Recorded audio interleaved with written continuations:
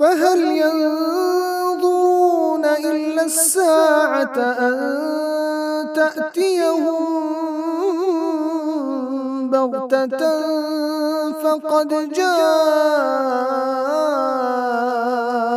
أشراطها.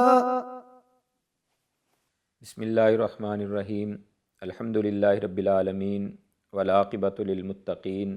والصلاۃ والسلام علی سید الانبیاء واشرف المرسلین. معزز سامعین و ناظرین، آج کے ہمارے اس پروگرام میں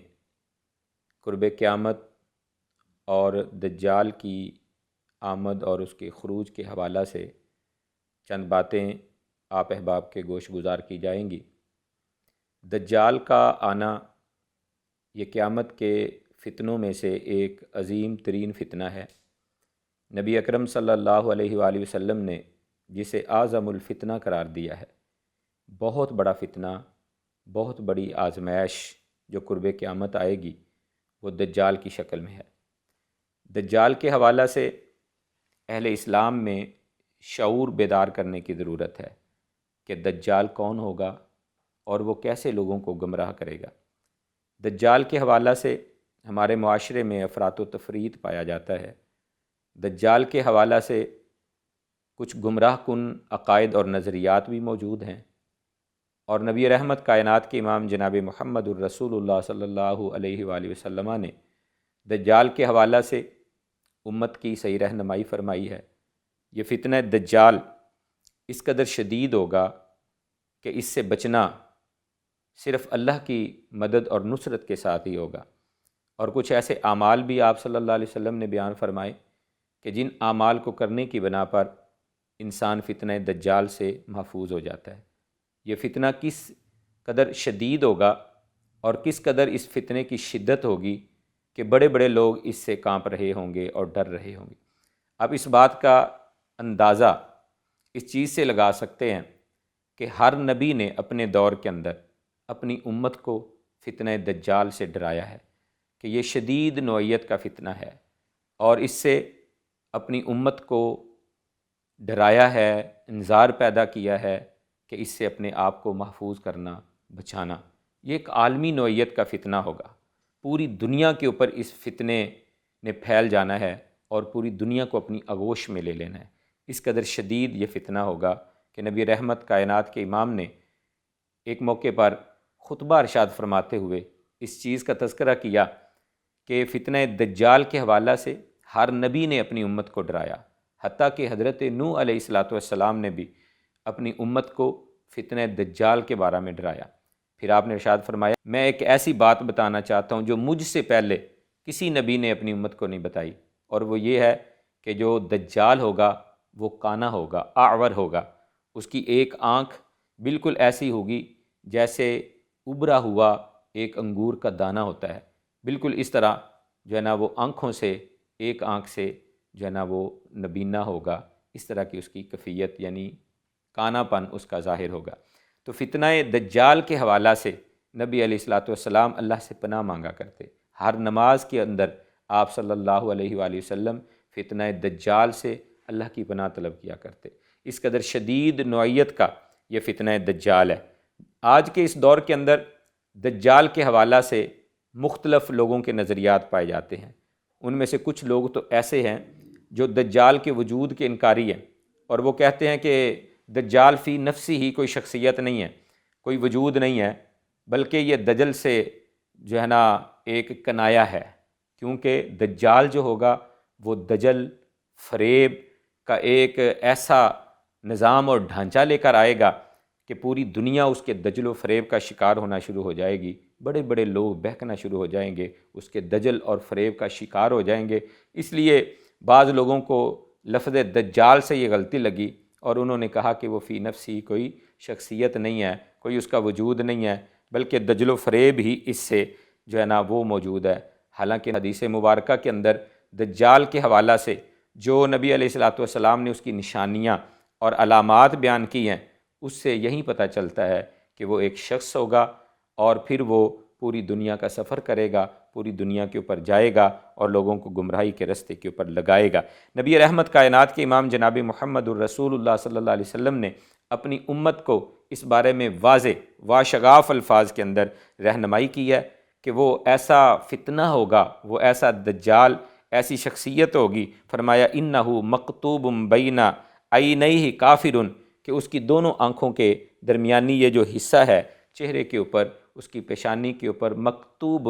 لکھا ہوا ہوگا کافر، کہ وہ کافر ہے، یعنی کاف، فا اور را یہ کلمات اس کے پیشانی کے اوپر لکھے ہوئے ہوں گے، اور ہر مومن انسان چاہے وہ پڑھا ہوا ہے یا پڑھا ہوا نہیں ہے، وہ لکھنا پڑھنا جانتا ہے یا لکھنا پڑھنا نہیں جانتا، ہر انسان ان کلمات کو اس کی پیشانی سے اس کو پڑھ لے گا، اور اس کے پاس یہ قوت نہیں ہوگی، حالانکہ اس کے پاس کئی ایسی قوتیں اور طاقتیں ہوں گی جو ماورائے عقل ہوں گی، انسان کی قوت و طاقت سے بالا تر ہوں گی، لیکن یہ اس کے پاس قوت نہیں ہوگی، یہ طاقت نہیں ہوگی کہ وہ اپنی پیشانی سے ان کلمات کو مٹا دے۔ جو ہر مومن، ہر مسلمان صاحب ایمان ان کلمات کو اس کی پیشانی سے پڑھ لے گا کہ اس کے اوپر کافر لکھا ہوا ہے کہ یہ کافر ہے۔ نبی رحمت کائنات کے امام جناب محمد الرسول اللہ صلی اللہ علیہ وسلم نے جو علامات بیان کی ہیں، اس کی نشانیاں بیان کی ہیں، حضرت حذیفہ بن یمان رضی اللہ تعالی عنہ حدیث مبارکہ میں اس کا تذکرہ کرتے ہیں کہ وہ کیسا ہوگا اور کس قدر اس کی فتنے کی شدت ہوگی۔ فرمایا کہ جب وہ نکلے گا، یعنی وہ مثل الجنت والنار، جنت اور جہنم کی طرح اس نے اپنے دائیں بائیں ایک جنت اور ایک جہنم بنا رکھی ہوگی۔ جو اس کی اطاعت و فرما برداری کریں گے، اس کی بات کو تسلیم کریں گے، انہیں وہ اپنی جنت میں ڈالے گا۔ حقیقت کے اندر وہ جنت نہیں ہوگی، بلکہ حقیقت کے اندر وہ جہنم کی آگ ہوگی جس کے اندر وہ جل کر بھسم ہو جائیں گے، اور دوسری جانب جہنم ہوگی، اس کی بنائی ہوئی آگ ہوگی جس کو وہ یہ سمجھ رہا ہوگا کہ یہ میری جہنم ہے، اور لوگ اس کو آگ سمجھ رہے ہوں گے، اور جو اس کی بات کو نہیں مانیں گے، اس کی اطاعت و فرما برداری نہیں کریں گے، ان کو اٹھا کر وہ وہاں پہ پھینکے گا۔ حقیقت کے اندر وہ آگ میں نہیں جائیں گے، بلکہ اللہ کی جنت کے مہمان بن جائیں گے۔ اس نے اپنے ساتھ مختلف قسم کی نعمتیں اور مختلف قسم کی چیزیں بھی اٹھائی ہوں گی، جہاں پہ چاہے گا بارش برسا دے گا، جہاں پہ چاہے گا وہاں پہ لہلہاتے ہوئے کھیت اور کھلیان اور اسی طرح باغات ان کو اجاڑ کر دے گا، اور جہاں پہ چاہے گا ایسی زمینیں جو اجاڑ ہیں، بیابان ہیں، بنجر ہیں، وہاں پہ بارشیں برسانے کا حکم دے گا، بارش برسے گی اور پھر کھیت لہلہانے لگیں گے، پھل آنا شروع ہو جائیں گے۔ اس طرح کی کیفیت، اس طرح یعنی وہ آزمائش کے اندر پوری دنیا کے اندر، پوری دنیا کے لوگوں کو آزمائش کے اندر ڈال دے گا۔ اتنا شدید فتنہ اس کا ہوگا، اس قدر شدید نوعیت کی آزمائش ہوگی کہ لوگ جو اہل ایمان ہیں وہی صرف اس سے بچ سکیں گے، اور جو دیگر لوگ ہوں گے جن کے دلوں کے اندر ایمان کی محبت موجود نہیں ہوگی، حقیقی ایمان نہیں ہوگا، منافق قسم کے لوگ ہوں گے، کفر کے میں مبتلا ہوں گے، وہ اس کا شکار ہوتے چلے جائیں گے، اور اس قدر اس کا فتنہ شدید ہوگا کہ لوگ اس کی ان تمام ماورائے عقل باتوں کے اوپر ایمان لاتے جائیں گے اور سمجھیں گے کہ یہ بالکل ٹھیک ہے، کیونکہ اس کا پہلا دعویٰ نبوت کا دعویٰ ہوگا۔ جو دجال نبوت کا دعویٰ کرے گا کہ میں اللہ کا نبی ہوں، اور پھر اس کے بعد دوسرا اس کا دعویٰ یہ ہوگا کہ وہ اللہ ہے، اپنے رب ہونے کا دعویٰ کرے گا، لیکن وہ دجال ہوگا، کذاب ہوگا، اور دجل و فریب سے لوگوں کو اپنا جو ہے نا ماننے والا، اطاعت گزار اور فرما بردار بنانے والا ہوگا، جس کی وجہ سے وہ لوگ حقیقت سے ہٹ کر اور اس کے فتنے کا شکار ہوتے چلے جائیں گے۔ جو اصل ایمان والے لوگ ہوں گے وہ اس کے فتنے سے محفوظ ہوں گے۔ اس کی ایک مثال حدیث مبارکہ میں یوں ملتی ہے کہ نبی اکرم صلی اللہ علیہ وآلہ وسلم نے ارشاد فرمایا کہ جب وہ لوگوں کو کہے گا مجھ پر ایمان لاؤ، تو ایک ایمان والا بندہ اس کے ساتھ اس کا جب آمنا سامنا ہوگا تو وہ اہل ایمان کی دولت سے جس کا سینہ منور ہوگا، ایمان کی دولت جس کے اندر موجود ہوگی، وہ اسے کہے گا تو دجال ہے، تو دجال ہے، میں تیری بات کو تسلیم نہیں کرتا، میں تیرا انکاری ہوں۔ وہ کہے گا کہ اگر میں تجھے قتل کر دوں، تو پھر کہا کہ قتل کر کے دکھاؤ، وہ قتل کرے گا اور پھر اس کو دوبارہ زندہ کرے گا، کہے گا دیکھ میں نے تجھے قتل کیا، موت تیرے اوپر مسلط کر دی اور پھر دوبارہ زندہ کر دیا ہے۔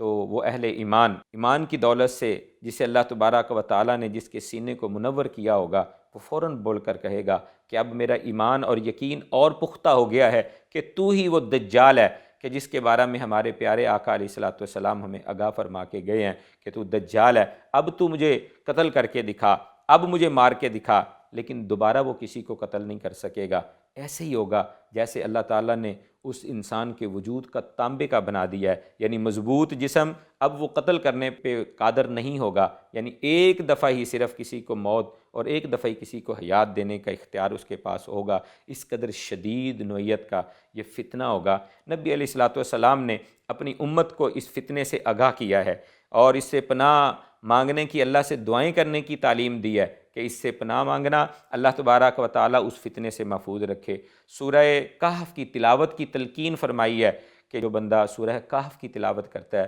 اللہ تبارک و تعالیٰ اس انسان کو فتنہ دجال سے محفوظ فرماتا ہے۔ تو یہ وہ طریقے ہیں جن سے فتنہ دجال سے بچا جا سکتا ہے۔ ایک اس ضمن کے اندر صحیح مسلم کے اندر واقعہ موجود ہے کہ نبی اکرم صلی اللہ علیہ وآلہ وسلم نے ارشاد فرمایا، بلکہ اعلان کروایا، لوگوں کو جمع کیا جائے۔ لوگ جمع ہوئے، نماز ادا کی گئی، اور نماز کے بعد رسول اللہ صلی اللہ علیہ وسلم ممبر پہ تشریف لائے، اور پھر آپ نے ارشاد فرمایا کہ آج میں نے آپ لوگوں کو کسی ترغیب کے لیے، ترہیب کے لیے جمع نہیں کیا، بلکہ آج میں ایک اہم بات تمہیں بتانا چاہتا ہوں۔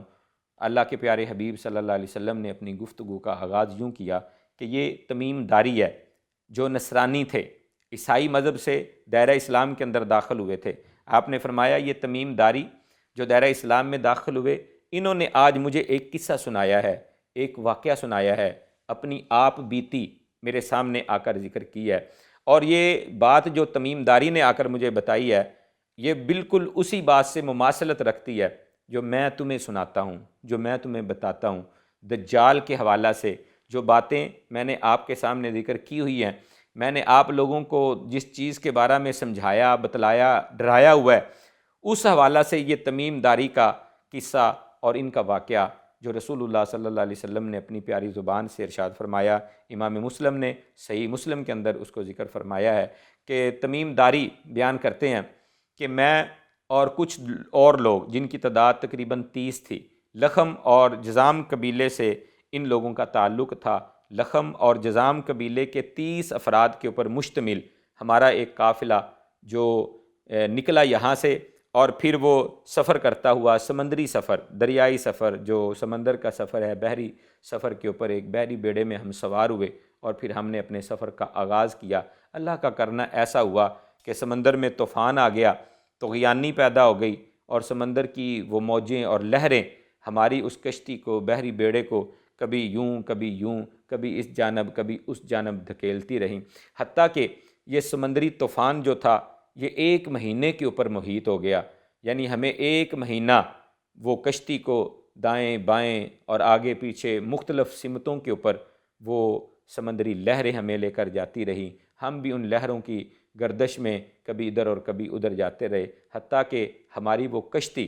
ایک سمندری جزیرے کے ساتھ جا کے لگی۔ وہاں سے ہم نے اپنے اس بحری بیڑے، بڑے جہاز سے چھوٹی کشتی نکالی، اور پھر ہم اس جزیرے کے اندر داخل ہو گئے۔ جب ہم اس جزیرے میں داخل ہوتے ہیں تو حضرت تمیم داری فرماتے ہیں کہ ہم نے وہاں پہ دیکھا کہ ایک عجیب الخلقت چیز وہاں پہ موجود تھی، جس کا چہرہ اور فرنٹ سائڈ اور بیک سائڈ اس کی واضح نہیں تھی، پتہ ہی نہیں چلتا تھا۔ بڑے بڑے بال اس کے تھے، یعنی چہرے کی جانب بھی اور پیچھے کی جانب بھی پہچان نہیں ہو رہی تھی کہ اس کا چہرہ کس جانب ہے اور اس کی پشت کس جانب ہے۔ اس طرح کی عجیب الخلقت وہ چیز ہمیں نظر آئی۔ ہم نے اسے پوچھا کہ تو کیا بلا ہے، کیا چیز ہے؟ اس نے کہا میں جساسہ ہوں، یعنی میں جسوس ہوں۔ کہا کس کے جسوس ہو؟ کہا کہ ادھر دیر کے اندر، یعنی ایک خانقاہ ہے، اندر ایک مقام جو بیابان ہے، اور وہاں پہ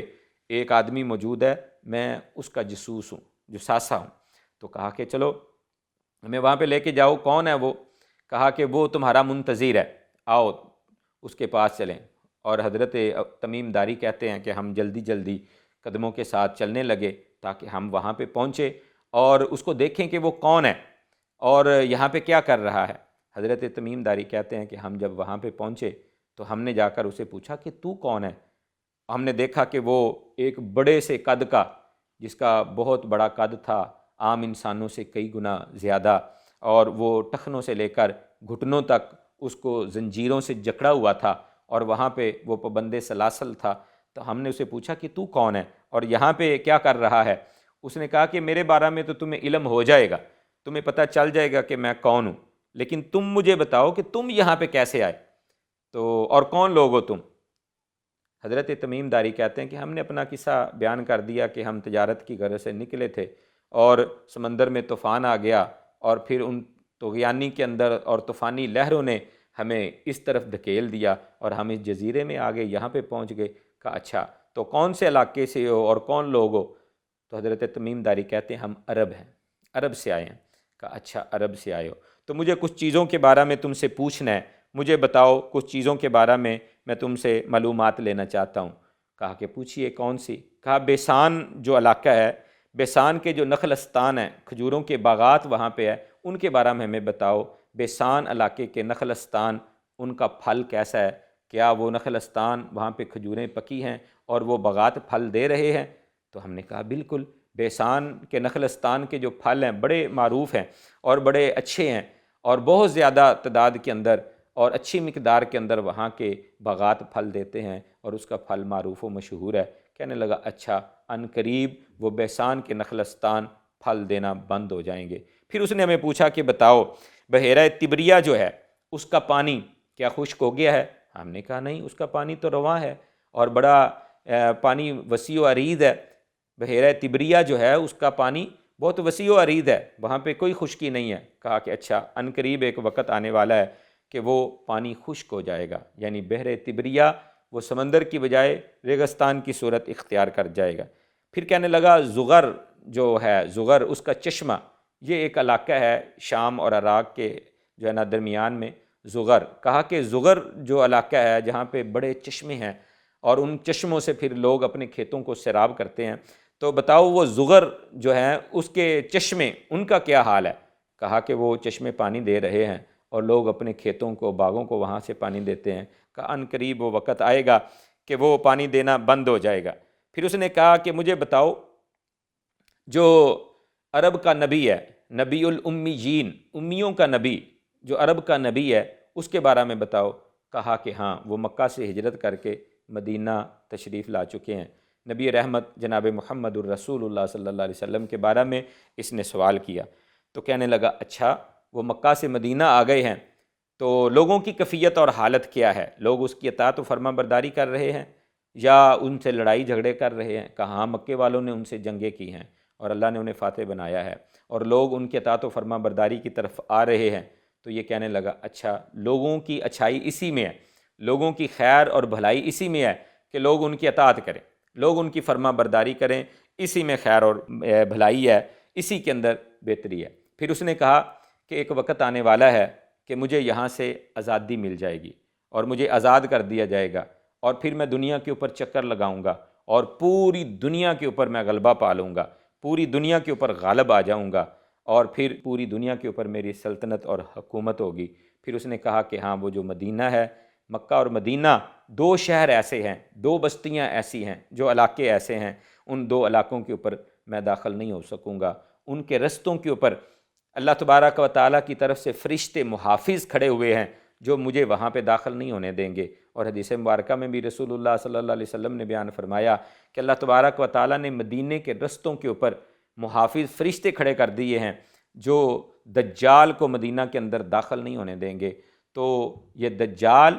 جو اس جزیرے کے اندر موجود تھا، حضرت تمیم داری رضی اللہ تعالی عنہ اپنا وہ واقعہ بیان فرما رہے ہیں کہ ہم وہاں سے جب آئے، واپس نکلے، تو رسول اللہ صلی اللہ علیہ وسلم کو یہ واقعہ بیان کیا، تو آپ صلی اللہ علیہ وسلم نے صحابہ کو جمع کرنے کے بعد یہ جب قصہ اور واقعہ لوگوں کے سامنے بیان کیا کہ یہ تمیم داری یہ واقعہ بیان کر رہا ہے اور یہ بالکل اسی سے مماثلت رکھنے والا ہے جو میں تمہیں بیان کرتا ہوں، جو دجال کے بارے میں شکل، صورت، اس کی کیفیت و حالت میں تمہارے سامنے بیان کرتا ہوں، اسی طرح کی یہ مماثلت اور اسی طرح کا ملتا جلتا یہ واقعہ تمیم داری بیان فرما رہے ہیں۔ پھر آپ کے ہاتھ مبارک کے اندر ایک چھڑی تھی، آپ نے ایسے منبر کے اوپر اس چھڑی کو مارا اور پھر کہا ہاذہ تابہ، ہاذہ تابہ، ہاذہ تابہ، یہ ہے وہ مدینہ طیبہ، یہ ہے وہ مدینہ طیبہ، یہ ہے وہ مدینہ طیبہ جس کی حفاظت اللہ کے فرشتے کر رہے ہیں اور جس کے اندر دجال داخل نہیں ہو سکے گا۔ اللہ تبارک و تعالیٰ نے مدینہ کو محفوظ کر دیا ہے مدینہ کے اندر دجال داخل نہیں ہو سکے گا، بالکل اسی طرح مکہ کو بھی اللہ تبارک و تعالیٰ نے محفوظ کر دیا ہے کہ مکہ معظمہ کے اندر بھی دجال داخل نہیں ہو سکے گا۔ اللہ خالق کائنات نے، مالک ارض و سما نے دجال کے لیے دنیا کی تمام بستیاں جہاں پہ وہ چکر لگائے گا اور پھرے گا، لیکن مکہ اور مدینہ کے اندر داخل نہیں ہو سکے گا۔ تو نبی علیہ الصلاۃ والسلام نے حضرت تمیم داری جو صحابی رسول ہیں ان کا یہ قصہ واقعہ بیان فرمایا، اور پھر اس کے آخر پر رسول اللہ صلی اللہ علیہ وسلم نے فرمایا، کیونکہ تمیم داری نے کہا تھا کہ ہم جو ہے نا وہ سفر کرتے کرتے مغرب کی جانب نکل گئے، یعنی ہمارا وہ قافلہ یا ہماری وہ کشتی جسے سمندری لہروں نے مغرب کی جانب دھکیل دیا۔ آپ صلی اللہ علیہ وسلم نے فرمایا لیکن یاد رکھو کہ دجال کے خروج کا جو علاقہ ہے وہ مغرب نہیں ہے بلکہ وہ مشرق ہے۔ اور مختلف احادیث مبارکہ کو اگر ہم جمع کریں تو ہمیں ان احادیث مبارکہ سے یہ بات پتہ چلتی ہے کہ خراسان جو علاقہ ہے، خراسان، وہاں سے دجال کا خروج ہوگا، خراسان سے وہ نکلے گا، اور پھر اس کے بعد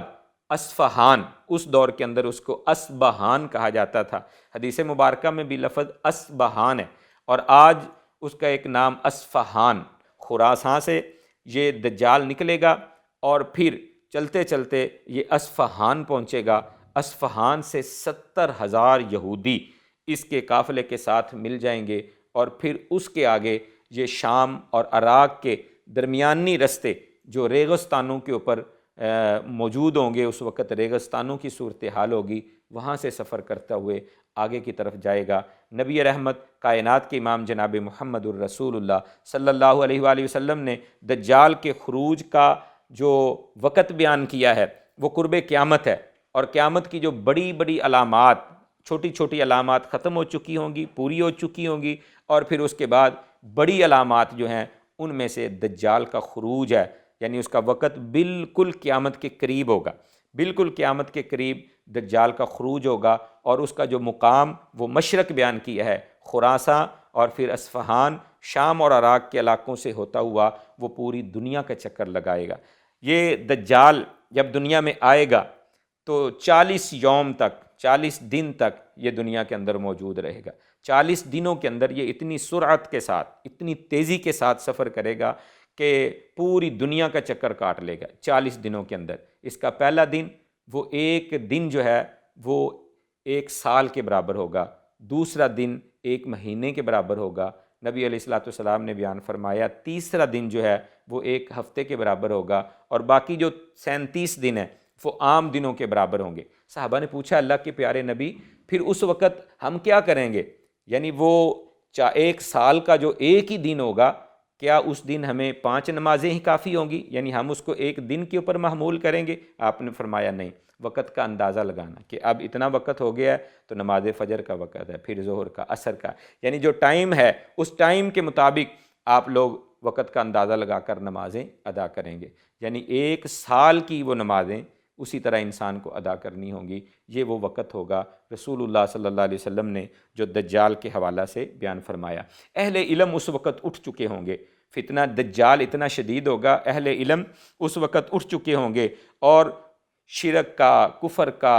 لا دینیت کا غلبہ ہوگا، اہل اسلام کمزور ہو چکے ہوں گے، اور یہ فتنہ دجال پوری آب و تاب کے ساتھ پوری دنیا کے اوپر گردش کر رہا ہوگا۔ نبی رحمت کائنات کے امام جناب محمد الرسول اللہ صلی اللہ علیہ وسلم نے اس کے پوری دنیا میں چکر لگانے کے انداز کو اور کیفیت کو بیان کیا ہے کہ کس طرح وہ سفر کرے گا، سواری کے اوپر سوار ہوگا،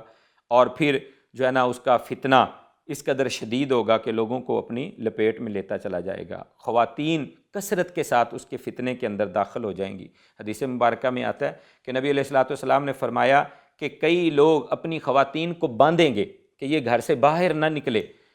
کہیں اس کے فتنے کا شکار نہ ہو جائیں، کیونکہ وہ خرقِ عادت ایسے واقعات اور ایسی چیزیں ظاہر کرے گا کہ لوگ اس کے اوپر ایمان لائیں گے اور اس فتنے کا شکار ہوتے چلے جائیں گے۔ اس لیے نبی علیہ الصلوۃ والسلام نے جو ہے نا اس کے بارے میں واضح الفاظ کے ساتھ بیان کر دیا کہ لوگ کثرت کے ساتھ، اور عورتوں کی اکثریت اس کا شکار ہو جائے گی، کم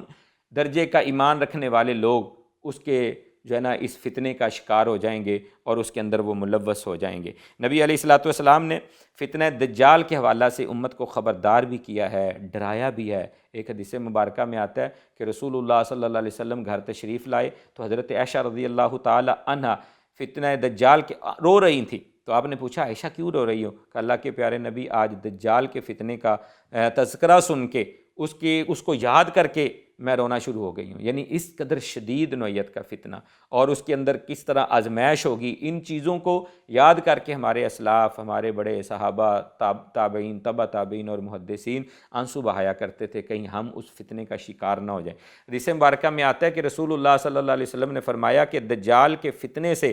بچنے کے لیے اور فتنہ دجال جب ظاہر ہوگا تو دجال کے سامنے آنے سے بچنے کی کوشش کرنا، کہیں ایسا نہ ہو کہ تم فتنہ دجال کے سامنے آؤ اور اس فتنے کا شکار ہو جاؤ۔ اس لیے جب دجال کا ظہور ہو جائے، خروج ہو جائے، وہ ظاہر ہو جائے تو اس وقت اپنے آپ کو محفوظ رکھنا، اس کے سامنے نہ آنا۔ اور یہی بات ہے کہ اہل ایمان جب دجال آئے گا اس وقت پہاڑوں کی چوٹیوں کی طرف بھاگیں گے اور چھپیں گے تاکہ وہ دجال کے سامنے نہ آئیں اور اس فتنے کا شکار نہ ہو جائیں۔ یعنی شدید نوعیت کا فتنہ، اس قدر بڑا فتنہ ہوگا اور اس کے دجل و فریب کا، دھوکے کا جو ہے نا وہ شکار بنیں گے اور ایمان کی دولت کھو بیٹھیں گے۔ فتنہ دجال بہت بڑا فتنہ ہوگا، اس لیے نبی علیہ الصلوۃ والسلام نے بھی اس سے پناہ مانگی ہے اور آپ سے پہلے آنے والے اللہ کے نبیوں نے بھی اس سے پناہ مانگی ہے اور اپنی امتوں کو بھی اس کی ترغیب دی ہے۔ مختصراً یہ